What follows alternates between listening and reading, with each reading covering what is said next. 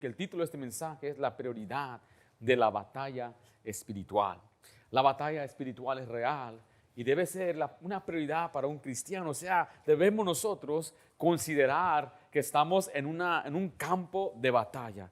La batalla espiritual debe ser prioridad del creyente. Sin dejar su lugar ahí en Efesios, ¿por qué no me acompaña a 2 de Timoteo, capítulo 2? Y quiero dejarles saber que el cristiano es un soldado. Dios llama a sus hijos soldados. Y la iglesia debe actuar como tal, como un escuadrón, siguiendo al capitán. Y el capitán es Cristo. Y la bendición es que los cristianos no estamos ganando para tener victoria, estamos luchando desde la victoria. Ya somos vencedores en Cristo Jesús. Sin embargo, el problema es que los cristianos a veces ni cuenta se dan que están en una batalla. Y otros no piensan en esta batalla. Yo a veces escucho a algunos ex soldados, han escrito libros, me encanta leer todo lo que es el ejército, porque Dios compara la vida cristiana a un ejército. Y usted sabía que hay ejércitos modernos que estudiaron la Biblia para ver cómo eran las estrategias, por ejemplo, de Josué, cómo David venció. Y vemos estrategias bíblicas y todo eso es para darnos a entender que la vida cristiana es una lucha constante. Y el momento que usted creyó en Cristo, usted fue reclutado para ser un soldado. 2 Timoteo 2:4 dice: ninguno que milita se enreda en los negocios de la vida a fin de agradar, note lo que dice, aquel que lo tomó por soldado. Cuando hay guerras, hay voluntarios y hay quienes son forzados. Aquí tenemos soldados y estuvieron en el ejército, sirvieron, pero cada uno de ellos lo hicieron por voluntad. Ellos quisieron ir, aprendieron, estaban dispuestos. Por otro lado, hay quienes fueron enviados. En Estados Unidos el juez envía a muchos al ejército. Cuando hay levas, hay una guerra, mandan cartas y hacen como un sorteo y usted recibe la carta. Dicen aquí, Uncle Sam, el gobierno, tío Sam, te está reclutando y no tienes opción, tienes que ir. Muchas veces esos son los primeros que caen en batalla porque ni siquiera quieren estar ahí. Me pregunto cuántos cristianos ni cuenta se han dado que han sido tomados por soldados, y me pregunto cuántos no quieren estar en ese campo. Mi querido hermano, no hay opción. El campo de batalla es real. La Biblia describe la vida cristiana como una batalla. El creyente forma parte del ejército y esos términos militares nos muestran la seriedad, escuche, la seriedad de la vida cristiana. Decía un hombre que se llama Jocko Willink, estuvo en Fallujah hace años allá cuando inició la guerra en Estados Unidos, en Medio Oriente. Y él cuenta que él todos los días pensaba, lo que a él le motivaba más era pensar en su enemigo. Dice, mientras yo duermo, ¿qué estará haciendo mi enemigo? Dice, eso me motivaba a levantarme temprano, a entrenar, a prepararme, porque cuando me enfrente a mi enemigo, yo voy a ser más hábil que él, más fuerte que él. Y él constantemente decía, lo que a mí más me anima es mi enemigo. Ahora al cristiano lo que más le debe animar es Jesucristo. Pero sí hay una gran motivación también saber que hay un enemigo. Y este enemigo es real. La meta del diablo es que usted piense que es un mito, que es analogía del mal. Pero Satanás es tan real como usted y yo. Es un ser creado, pero es bien poderoso. Y él anda como león rugiente. Dios ha permitido, está desatado, pero con límites. Él tiene una correa larga a donde Dios le permita. Este enemigo busca destruir, engañar y desviar. Hay muchas analogías en la Biblia. Nos dice de las maquinaciones, de cómo él trama, cómo miente. Hay un hombre en nuestro país, se llama George Washington. George Washington fue el primer presidente de los Estados Unidos. Y él llegó a ser un general respetado como usted no se imagina. George Washington no participó del ejército de Estados Unidos. Él formó una guerrilla. Porque si usted puede ver y regresa a cómo ellos peleaban, era una forma muy absurda, en mi opinión. Usted veía, se paraba un ejército en este lado y se formaban en cuadros de 100, 200 y el otro lado allá y tenían un rifle que tiraba 3 balas por minuto. Y no se esquivaban, no se escondían, tenían que pararse firmes y caminaban, y si te daban, te daban. Y si venía una bola de cañón, pues te volaba la cabeza y no podías hacer nada. Y el ejército de Inglaterra era mucho más grande y mucho más poderoso. Entonces George Washington tuvo que implementar tácticas fuera de lo común. Ellos inventaron el tira, dispara y corre. Hit and run. No nos quedamos ahí como los demás, ahí ahora te toca a ti. Ellos formaron tácticas y él sabía bien por dónde atacar. Escucha esto, porque él era un soldado de los ingleses. Y a él no le interesaba, él quería la libertad también de estas 13 ciudades que ahora formaron las primeras colonias de Estados Unidos. Entonces él conocía bien el ejército de los rojos, sabía sus tácticas, sabía sus pensamientos. Hay una pintura muy famosa donde George Washington está cruzando el Delaware, un río llamado el Delaware. Él atacó y ese ataque fue crucial. Escuche esto, él atacó en Navidad. Los ingleses no esperaban, no anticipaban, no estaban preparados ese día. Estaban comiendo, estaban celebrando, estaban bebiendo. Y el día que menos esperaban es el día que llegó el enemigo. Y el diablo es igual. Él conoce bien la táctica. Conoce al hombre muy bien. Él lo conoce a usted, sabe cuáles son sus debilidades, sabe cuáles son sus puntos ciegos. El diablo tiene una estrategia solamente para usted, porque él tiene una legión de ángeles, de demonios que abandonaron al Señor y están tras de él buscando a quien destruir. Y él conoce la táctica y él ataca, dice la Biblia, en el día malo. Usted y yo no sabemos cuándo es ese día malo. Y podemos aplicar. Esta Navidad hay quienes pecaron porque no estaban preparados ni para la tentación en misma Navidad. Y así es Satanás. Satanás tiene una estrategia, tiene un ejército. Y el problema es que los cristianos no están preparados, no saben pelear, porque no han hecho la batalla espiritual una prioridad. Noten lo que dice, regresa a Efesios capítulo 6. Versículo 10 dice en adelante de esta manera: por lo demás, hermanos míos, fortaleceos en el Señor y en el poder de su fuerza. Vestíos de toda la armadura de Dios para que podáis estar firme contra las acechanzas de ¿quién dice ahí? Del diablo, porque no tenemos lucha contra sangre y carne, sino contra principados, contra potestades, contra los gobernadores de las tinieblas de este siglo, contra huestes espirituales de maldad en las regiones celestes. Nota el 13. Por tanto, tomad toda la armadura de Dios para que podáis resistir. ¿Cuándo dice ahí? En el día malo. Para los ingleses, ¿cuándo fue el día malo? El día de Navidad, cuando menos lo esperaban. Y hay un día malo. Hay un día donde el Satanás ha determinado, aquí es donde voy a dar mi ataque. Hay un día malo donde Dios le está advirtiendo, porque ese día malo puede suceder hoy, mañana, en un mes. El diablo ya está trabajando. El día malo viene, estará listo. Está preparado.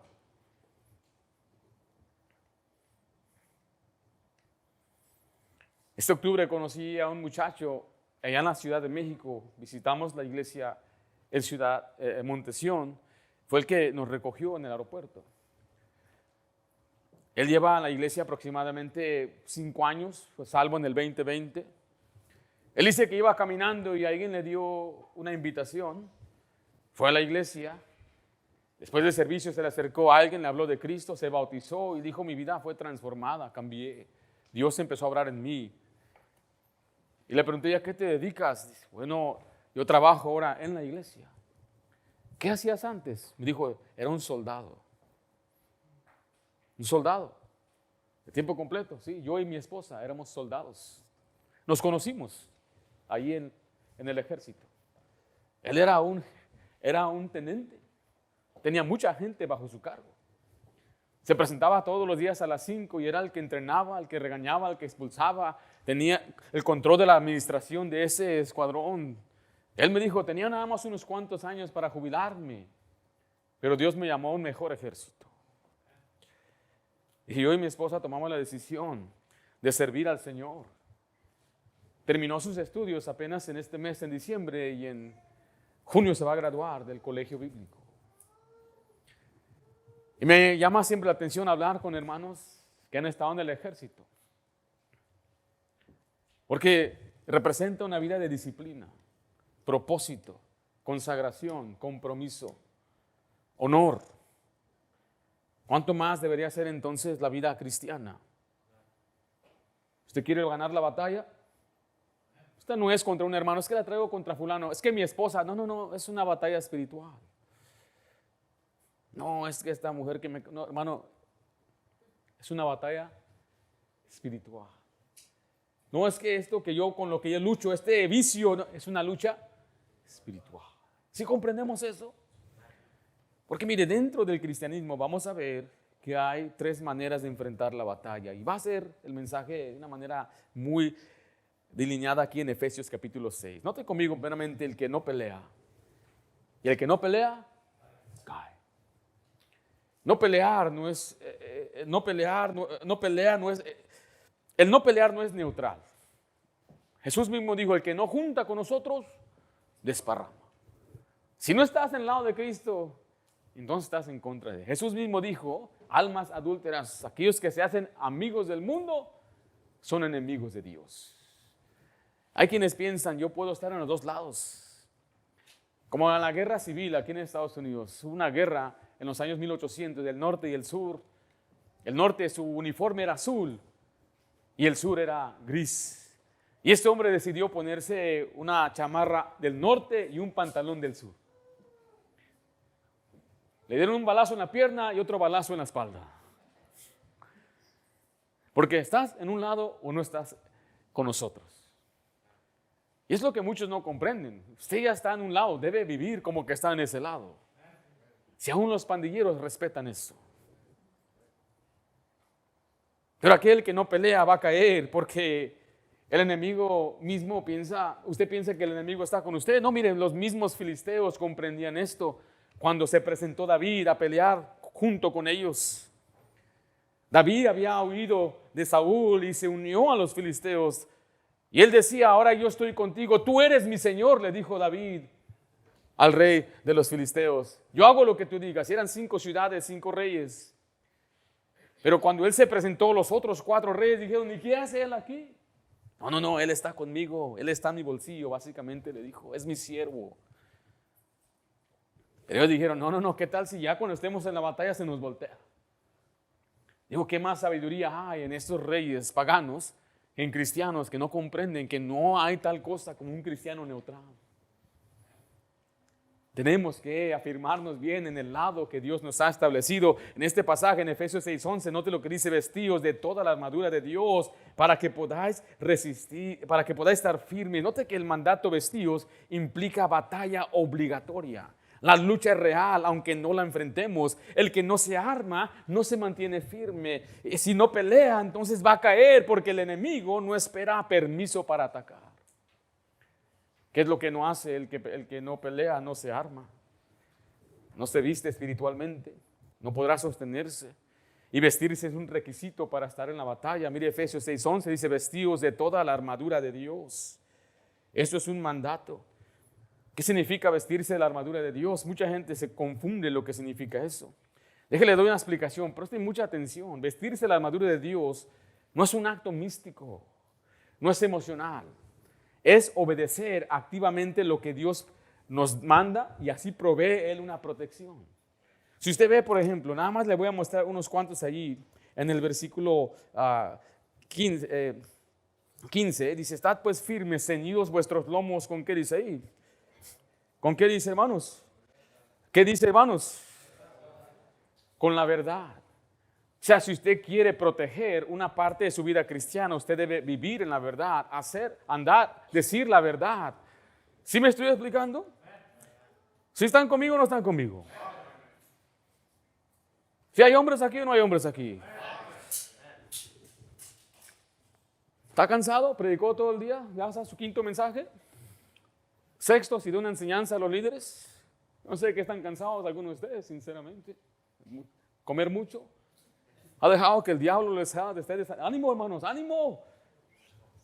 ¿Están conmigo o no están conmigo? No me hagan enojar porque me voy. Vestirse la armadura de Dios es hacer lo que dice aquí. No te calzaos los pies con el apresto de ¿qué?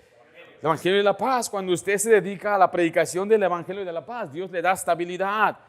Dice el 16, sobre todo tomar el escudo de la fe. Cuando usted tiene fe, usted tiene una protección contra el diablo y ese ataque es de la duda. ¿Sabe por qué mucha gente tiene duda? Porque no tiene la protección, no tiene fe. La fe viene por el oír de la palabra de Dios. Cuando usted entonces pasa tiempo en la Biblia, usted crece en fe y eso representa un escudo, una protección. El cristiano que no se arma no tiene la protección de Dios. El diablo ataca el corazón, por eso Dios provee una coraza que protege esta área del cuerpo. Da un casco para proteger la mente y sus pensamientos. Pero para que Dios le proteja, usted tiene que activamente obedecer. Y el cristiano que no pelea, no se arma. Tampoco no reconoce la lucha. En Romanos 6:12 dice la Biblia, porque no tenemos lucha.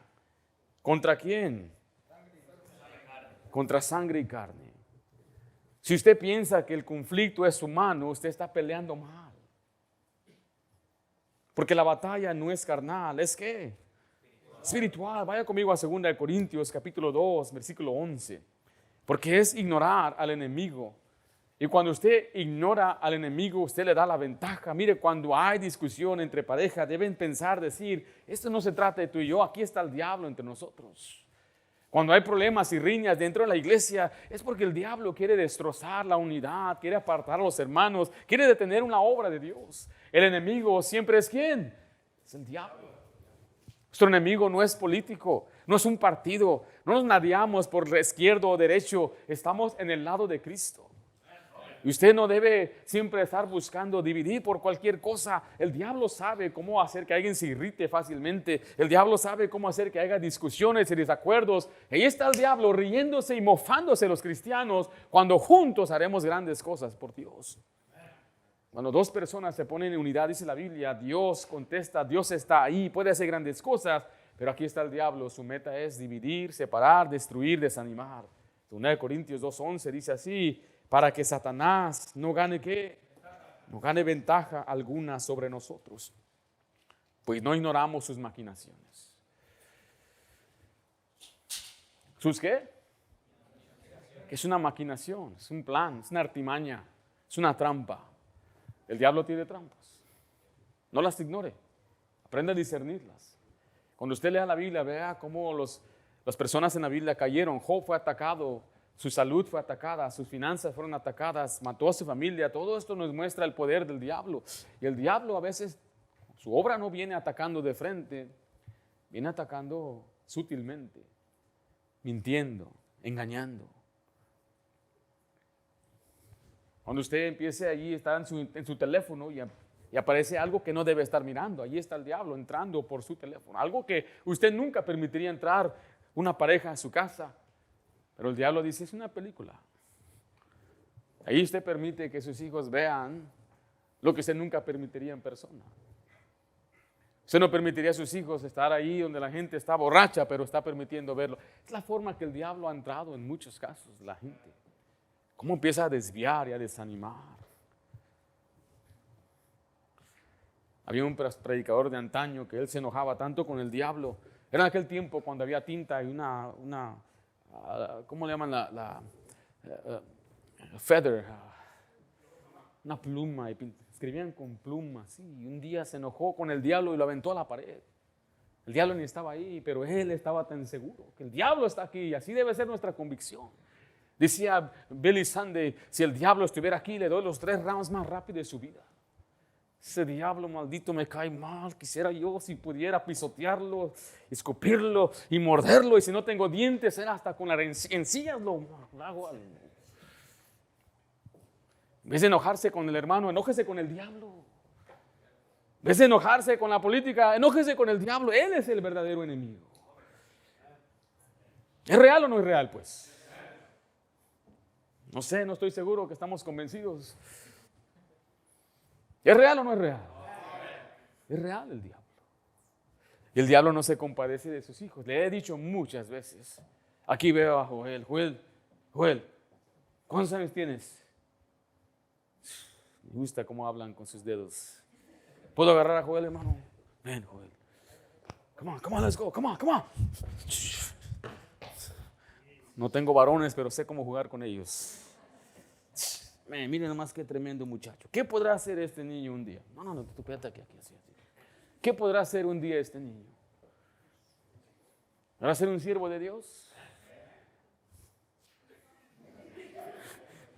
¿Podrá ser un día un hombre de familia? ¿Podrá llegar a ser un pastor? Un misionero.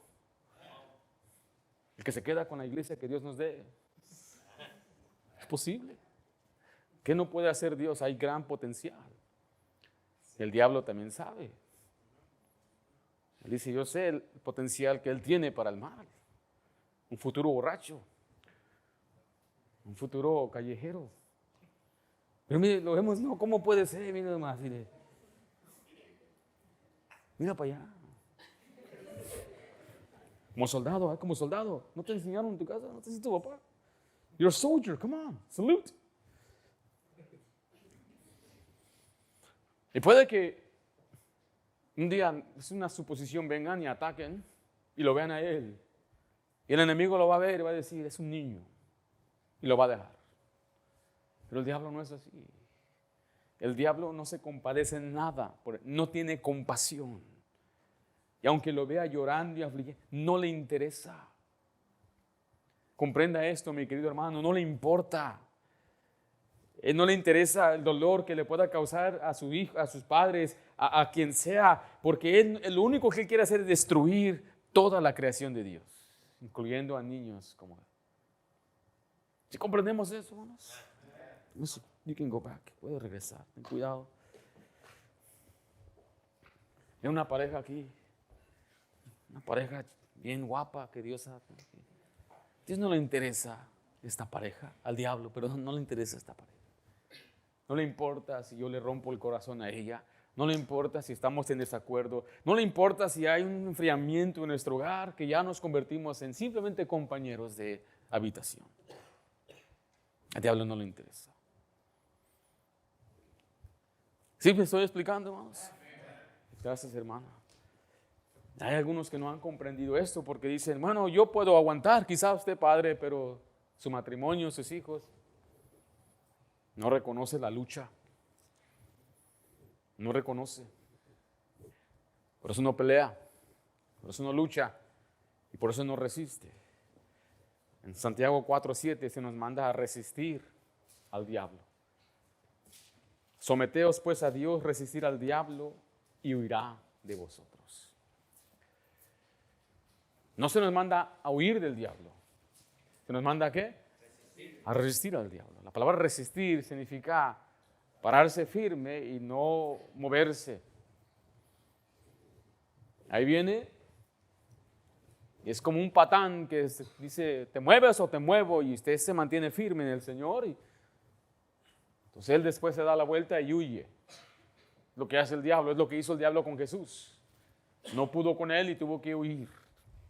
Dice la Biblia, mayor es el que está en mí que el que está en el mundo. Por eso no tenemos temor al diablo, no malentiendan, no peleamos con el diablo personalmente, es con la armadura de Dios, con el poder de Dios, pero sí se nos manda a resistir. 1 Pedro 5:9 se nos enseña cómo se resiste al diablo. No se trata nada más de un coraje, decir, ¡ay! A gritar, es el diablo, no, hay una forma de resistirlo. La Biblia nos enseña que la resistencia es firmeza, escuche, en la fe. 1 Pedro 5:9 dice, al cual resistid firmes. ¿En qué dice ahí? En la fe. El contexto, el 8 habla del diablo, entonces estamos resistiendo al diablo, estamos parándonos firmes, sin movernos, sin permitir que él gane ventaja con la fe. Entonces vemos la primera manera en que una persona puede enfrentar esta batalla es no pelear. Pero últimamente, ¿qué va a pasar? Va a caer. En segundo lugar, vemos el que pelea en la carne. Y el que pelea en la carne, regresa ahí a Efesios 6, vemos que fracasa. ¿Por qué? Muy sencillo. La carne no produce victoria. El texto nos dice aquí en el versículo 10, por lo demás, hermanos míos, fortaleceos ¿en quién? En el Señor. El texto no dice fortalécete en ti mismo, sino ¿en quién? En el Señor. Si la fuerza Si la fuerza fuera humana, entonces Pablo no ordena una dependencia divina. La carne no sirve en la batalla espiritual. Escuche esto, si usted pelea en la carne, usted va a fracasar. El texto exige una fuerza que no es humana. Y la persona que pelea en la carne confía en sí mismo. Está confiando en su habilidad y en lo que él puede hacer. Jeremías 17:5 nos advierte que no debemos nosotros confiar en el hombre, ni poner carne por su brazo, y su corazón se va a apartar de Jehová. Por eso tenemos que vivir confiando en Dios. Y el carnal actúa en la carne. O sea, la carne se opone al mismo propósito de Dios. Es imposible agradar a Dios en la carne. Hay una lucha interna. Usted sabe el pasaje en Gálatas 5:17, porque el deseo de la carne es contra el espíritu. Y dice la Biblia que se oponen entre sí para que no hagáis lo que queréis. No pueden ustedes vivir una vida carnal y tener victoria en Cristo. No puede estar mirando cosas sucias y después tener victoria en Cristo. No puede andar usted viviendo en pecado, en vicio, robando, mintiendo, maltratando, expresando esa ira y su enojo y ser una persona llena de amargura y pensar que va a tener victoria. Eso es luchar en la carne, decir, ahora voy a cambiar. No, es espiritual. Escuchen, es una batalla espiritual. Las fuerzas son espirituales. ¿Usted sabe por qué los aztecas cayeron ante un ejército más pequeño que ellos? Cuando los aztecas se enfrentaron a los conquistadores, escuchen, no perdieron porque eran menos, sino porque enfrentaron una guerra con herramientas inferiores contra un enemigo mejor equipado. Escuche, los españoles tenían armas de fuego en lugar de lanzas. Tenían acero en lugar de piedra negra afilada. Tenían cañones en lugar de armas ceremoniales. Tenían caballos, tácticas militares y disciplina en la batalla. Los aztecas tenían valor, tenían número, conocían bien el territorio y tenían tradición de guerra. Eran guerreros. Cuando peleaban entre ellos en esas regiones con otras tribus, eran campeones. Pero cuando llegó un ejército más pequeño, con mejores armas, los doblegaron. Y así pasó también en todas estas regiones de Sudamérica, Centroamérica, México y Estados Unidos. Los que llegaron de allá, de Francia, Inglaterra y España, venían con mejores armas. Sucedió igual con muchas aldeas en China. Ellos tenían el arte del combate, del kung fu y pelear con artes y con espadas, y llegaron las armas de fuego y eliminaron a todos. Es exactamente lo que es para el cristiano que se quiere enfrentar con el diablo en la carne. El diablo tiene un poder que es superior al de la carne. Usted necesita enfrentarle con el poder del Espíritu Santo.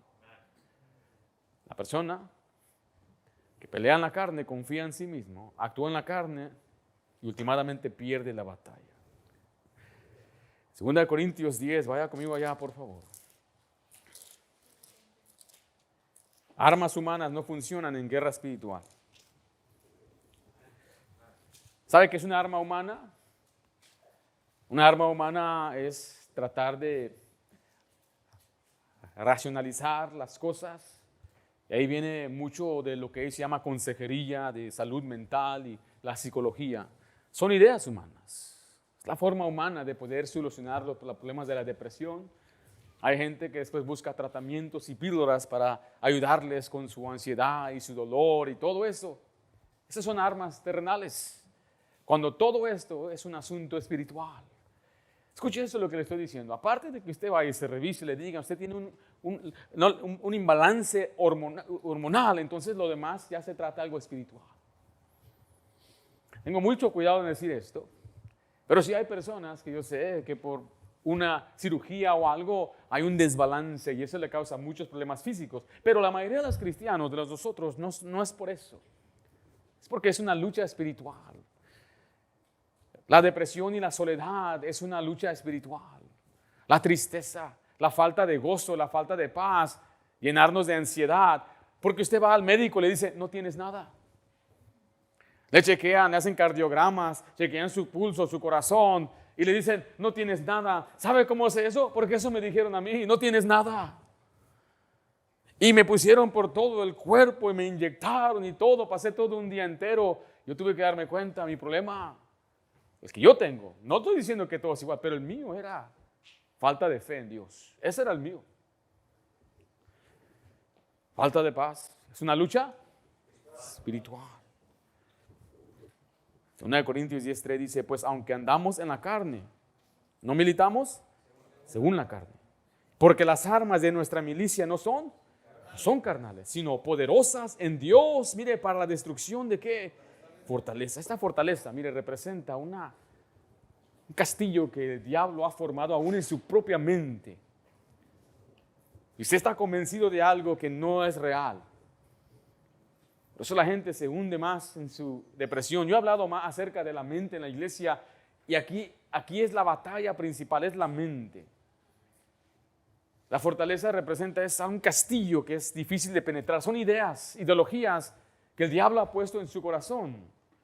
Hay por ejemplo, quizás hombres que desconfían de las mujeres. Dice, todas son igual, o viceversa. O dicen, me abandonaron, me dejaron, y así son todos. Y empiezan a formar ideas y fortalezas.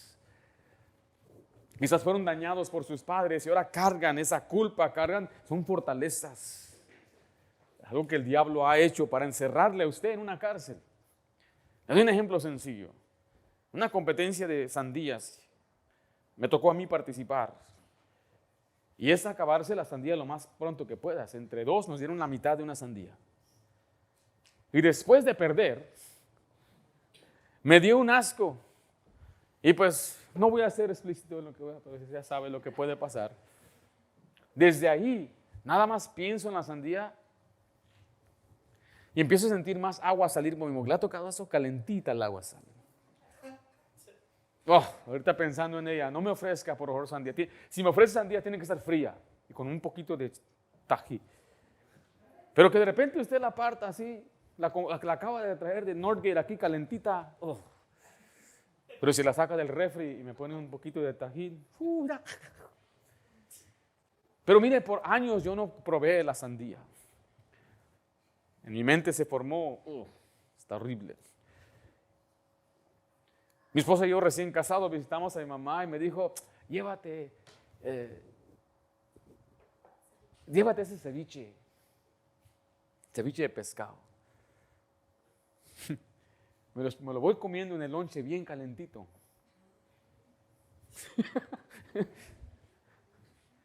Bajé a seguir trabajando y me mira mi supervisora y me dice, ¿qué tienes? Ahora, ella era asiática, era coreana. Me dijo, te ves bien amarillo. Eso es racista, le dije. Pero es que ella me andaba enfermando. Nunca en mi vida me había enfermado de esa forma. Y sabe que desde aquel tiempo, llevo los años que tenemos casados, no puedo comer ceviche. Es una fortaleza en mi mente. Muchos dicen, Dios a mí no me puede usar. Es una fortaleza. Yo soy inservible. Es una fortaleza que el diablo ha puesto. Es que mi pasado es una fortaleza que el diablo ha puesto. Es que mi crianza, es que yo hice esto, aquello, es una fortaleza que el diablo ha puesto. Donde Dios le dice, todas las cosas son nuevas, yo te recibo, te perdono, te restauro, pero dice, no puedo, porque está mirando lo que Dios ya perdonó. Es una fortaleza y es donde el diablo tiene a muchos cristianos que pueden tener un gran potencial para alcanzar a mucha gente, enseñar, influir, pero ahí está esa fortaleza.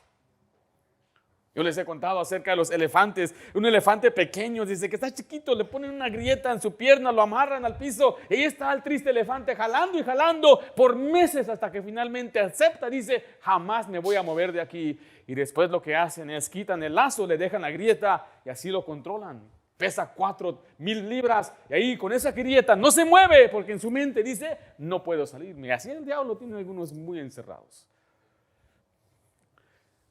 Ese pasaje es poderoso cuando habla de librarnos, de destruir fortalezas, llevando todo el pensamiento cautivo a Cristo Jesús. Dios te puede usar, Dios te quiere usar, a pesar de su pasado, a pesar de lo que haya hecho, a pesar de lo que le hayan hecho, Dios le quiere y puede usar. Hay gente en la Biblia, Jefté, hijo de una ramera. Usted puede ver a Ahor, un hombre zurdo, por si en la Biblia el zurdo era algo negativo. Puede ver a homicidas como Moisés. Puede ver a David, un hombre que a pesar de cometer adulterio, Dios lo usó para preparar la construcción del templo. Dios ha usado a pura gente que llena de defectos. No hay nadie en la Biblia sin defecto excepto Jesús. Y Dios ha usado a todos. Ya quite esa fortaleza, empieza a luchar en el espíritu y diga: Señor, ya estoy listo para servirte.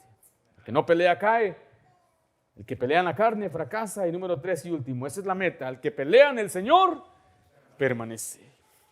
Es una lucha espiritual, mi hermano. Usted quiere permanecer firmes, usted tiene que pelear como Dios diseñó su batalla. Ahí en Efesios capítulo 6, note lo que dice la Biblia en el versículo 13. Por tanto, tomad toda la armadura de Dios. Esta es la provisión divina para la resistencia. Dice: para que podáis estar firmes en el día malo. Note, y habiendo acabado todo, ¿qué dice? Estar firmes. Este es el resultado asegurado cuando usted pelea correctamente. La firmeza no viene de la personalidad. Es que este hermano es así, no, viene de la obediencia. Si pelea en el Señor, permanece, pero el texto lo conecta con firmeza, resistencia y estabilidad. Note conmigo, se arma de Dios. Ya hablamos un poco acerca de la armadura en Efesios 6:13. Por tanto, tomad toda la armadura de Dios. Esa es la obediencia. En Salmo 18:32 se lo voy a leer. Dice: Dios es el que me ciñe de poder y quien hace perfecto mi camino. ¿Qué hace el hombre que resiste, que está firme? Se arma de Dios. Pero también resiste en el día malo. La resistencia se demuestra cuando la fuerza humana se termina. Y el día malo va a llegar.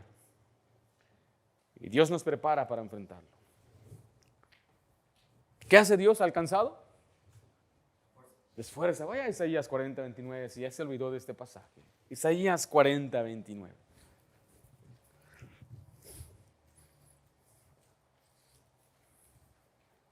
El diablo sabe con qué usted batalla.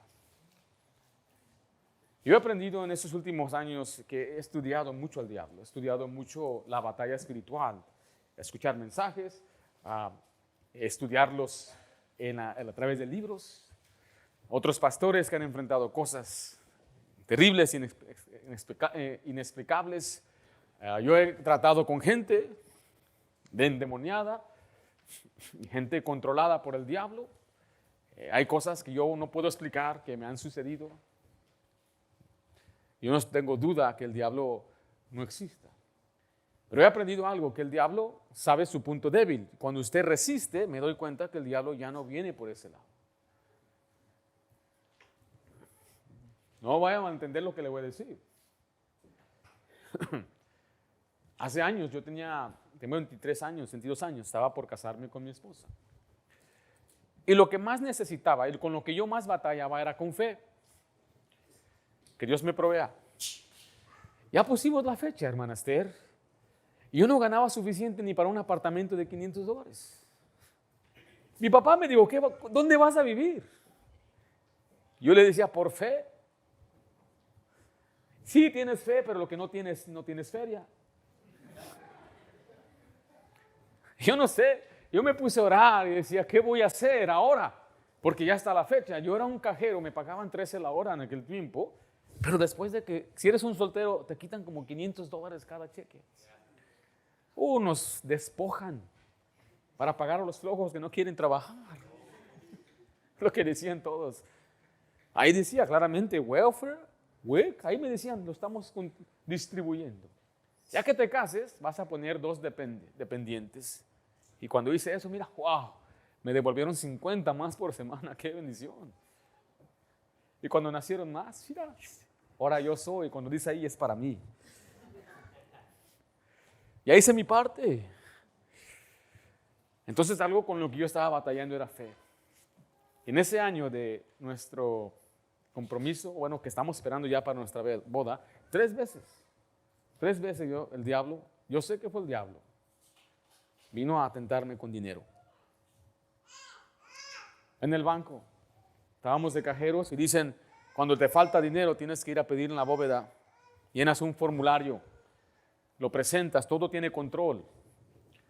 Pero también nuestros patrones eran a veces negligentes. Decían, ¿sabes qué? Está muy ocupada la línea. Si te saco, va a no avanzar. Entonces le dice a tu vecino, dile que te dé $10,000. Dile que te dé 30,000. Y así me daban los paquetes de $10,000 por paquete. Ya después de que ya se calmaba la línea, yo iba atrás, sacaba lo que necesitaba y más para ahora devolvérselo a mi compañero. Y un día, un viernes ocupado, eran como las 5:30, la línea era hasta la puerta saliendo. Dije, esta gente, ¿de dónde viene? Decía yo. Y se me acabó el dinero. Y le dije a mi compañero, dame 10,000, y me lo soltó. Y me ocupé, estaba trabajando. Él se iba a las 6 y me di cuenta, ya no estaba, un abrir y cerrar de ojos. Y no me dijo nada. Ahora mire, él hubiera perdido su trabajo en ese momento porque él mintió en la computadora que tenía los $10,000. Pero estaban conmigo. Dije, mañana se los doy porque lo van a correr. Pasaron 5 días, nunca me dijo nada. Si el diablo dijo, ahí está la bendición de Dios, Ringo. Te vas a casar, no tienes dinero, ahí está, mira. Dios te ha proveído. El diablo lo sentía claro, como que estaba enfrente de mí diciendo, mira nada más qué bueno es Dios. Que lo devolví. Salí ese a otro trabajo que tenía. Me manda mi patrón a reciclar. Me dice, yo creo, calculo son $600. Cuando voy, son $1,200. Y me dijo la señora, me equivoqué, aquí están 2 recibos, 600 cada uno. Imagínense. O sea, por eso le estoy diciendo, esto era, dije, maldito diablo. Voy y le doy a mi patrón los 2 recibos y él mismo me mira como diciendo, qué tonto fuiste. Y un sábado en la mañana, antes de evangelizar, fui con otro hermano a hacer un trabajo. Nos metemos abajo de las trailers, mobile homes, para ajustar, porque se desnivela. Ese es un cobro bastante alto, era $1,200 lo que cobró. Me dijo, ya me tengo que ir a arreglar para ganar almas, tú quédate aquí. Y yo te veo en la iglesia y la señora me da un sobre, pero muy grueso. Lo pongo en una bolsa, voy regresando y dije, no, es muy grueso. Y empiezo a contar, son $4,500. Ese trabajo lo hizo, dicen por ahí, debajo de la mesa. No había contratos, no había conectes, no había nada. Mi patrón le doy sus 1,200 y yo me quedo fácilmente con mis, ¿cuánto? ¿No saben contar? Con mis más de $3,000. Le llamo a mi patrón, le dije, ¿cuánto le cobraste? Y él me dijo, 1,200. Ella me dio más de 4,000. Él mismo me dijo años después, desde ese día yo supe que eras un cristiano con integridad. Digo, porque usted sabe que el diablo sabe cómo tentarle a usted. Y le voy a decir, mire, desde ese día, hablando, yo ni era casado, tenía 23 años, no he tenido esa tentación. El diablo sabe por dónde. Dios sabe de dónde tentarme hoy. Tengo que aprender a resistir. El día malo viene. Tiene que estar listo y preparado. Esta mañana hablamos de empezar su vida con Dios, porque el día malo puede ser mañana. El día malo puede ser esta misma noche. El día malo puede llegar cuando menos lo espera, cuando está cansado, cuando es vulnerable, cuando ya no siente seguir adelante. El diablo sabe cuándo, el día malo. Pero ¿qué hace el cristiano que pelea? Permanece firme. Permanece firme. Permanecer no es evitar la batalla, es mantenerse en ella sin ceder. Habiendo acabado todo, dice, estad firmes. Dios compara la firmeza de un cristiano como un monte, una montaña. En Salmo 125, versículo 1 dice, los que confían en Jehová son como el monte de Sión, que no se mueve, sino que permanece para siempre. La comparación es como una gran montaña que no se mueve por los temblores, por los vientos, por los huracanes, está siempre firme, sin moverse. Y esa es la comparación de los cristianos que confían en Dios, que pelean en el Señor, permanecen. Escuche, el día malo viene, varón, que le va a desviar, viene una mujer tras usted. Viene la tentación del sexo opuesto. Viene la tentación de un muchacho que te va a hablar bonito, señorita. Va a venir la tentación de una muchacha que se te va a ofrecer, joven. Viene la tentación de desviarte, distraerte. Puede ser con cosas no pecaminosas, un mejor trabajo, algo que te aleje de Dios. Nada más por un momento. Nada más en lo que te acomodas y el diablo sabe. Empiezas a enfriarte, empiezas a desviarte. Ya estás ahora sí sin defensa, sin protección, alejados del rebaño y alejados de tu pastor. Y ahora sí viene una tentación más fuerte y más fuerte. No nacimos ayer. Conocemos esto. Yo soy un pastor. Yo deseo lo mejor para usted. Porque a veces escucho opiniones contrarias a lo que dice la Biblia. Y esto parece lógico. El diablo siempre ofrece algo mejor. Aquí viene el diablo a decirte, dame tu viña. Te voy a dar una mejor. Digo a los jóvenes, cuando vengan a pedirte esa viña, dile, un día voy a dar esa viña, pero no a ti. Un día voy a dar mi virginidad, pero no a ti. Un día voy a entregar mi cuerpo en santo matrimonio, pero hoy no te voy a dar mi cuerpo, le pertenece a Dios. Un día se lo voy a entregar a la pareja que Dios tiene para mí. Ese es el anhelo de cada pastor para los miembros de su iglesia. Pero es una decisión que usted debe tomar. Resistir en el día malo. La prioridad de la batalla. El que no pelea, cae. El que pelea en la carne, fracasa. Pero el que pelea en el Señor, permanece. ¿Anhela usted permanecer firme? Ser cristiano por años y décadas y un día mirar hacia atrás y ver todo lo que Dios pudo lograr con usted. Para su gloria de Él, obviamente. Pero para eso hay que mantenernos firmes. Anhela tener hijos fieles, usted necesita ser un cristiano firme. Anhela tener un matrimonio firme, usted debe aprender a pelear, a resistir, a ponerse la armadura de Dios. Que esta sea una prioridad en 2026. Pelear la batalla espiritual. Y que cuando llegue a ser ya un hombre ya anciano en sus últimos días, usted diga, he peleado la buena batalla. He acabado la carrera, he guardado la fe. Padre, damos gracias por la pelea y la batalla, Señor. Que no comprendemos mucho de esto nos muestra que estamos por el lado correcto.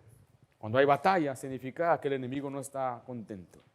Cuando hay guerra, nos damos cuenta, Señor, que necesitamos armarnos. Cuando hay conflictos en nuestro matrimonio, nos damos cuenta que es el diablo que quiere causar esa disensión.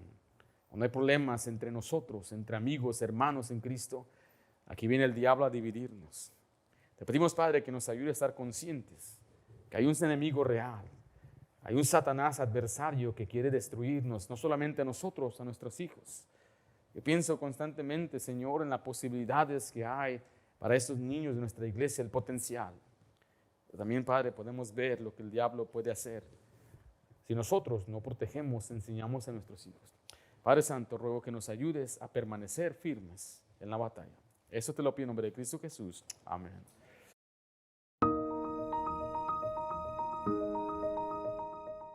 Gracias por escuchar los mensajes de la Iglesia Bautista de Santa Ana. Esperamos que la predicación haya sido bendición para su vida. Y si es así, comparta este mensaje con otra persona. Si es su primera vez, queremos darle gracias por honrarnos con su presencia y por ser nuestros invitados. Como iglesia queremos proveerle oportunidades para crecer. En los siguientes momentos estaremos anunciando los próximos eventos. Le invitamos a que planee su calendario con nosotros. Así que sea partícipe del horario de nuestra iglesia. Fortalezca su fe por medio de la predicación y la enseñanza los domingos a las 10 de la mañana. Crezca en el conocimiento de la palabra de Dios y aprenda cómo aplicarla a su vida diaria los domingos a las 6 de la tarde. Acompáñenos los miércoles a las 7 para nuestro estudio bíblico, donde estamos estudiando la Biblia versículo por versículo del libro de Hechos. Para ponerse al día con nuestro estudio, vaya a nuestro canal de YouTube y vea los sermones anteriores. Jóvenes, acompáñenos los viernes a las 7 de la tarde para nuestro servicio juvenil. Para más información sobre nuestra iglesia y los eventos del año, visítenos en la web en santaanabaptist.org y planee su calendario con nosotros. O descargue nuestro boletín digital con nuestro código QR. También visítenos en YouTube, Facebook para ver los mensajes de nuestra iglesia o escúchenos en Spotify. Todos los mensajes son grabados y subidos a nuestro canal, Iglesia Bautista de Santa Ana. Si se perdió un servicio, no se pierda el mensaje. Gracias por estar con nosotros el día de hoy. Y si es su primera vez, le queremos decir que no queremos algo de parte de usted, sino más bien queremos algo para usted. Que su vida sea bendecida por medio de Cristo y su palabra. Dios les bendiga y tengan un buen día en la Iglesia Bautista de Santa Ana.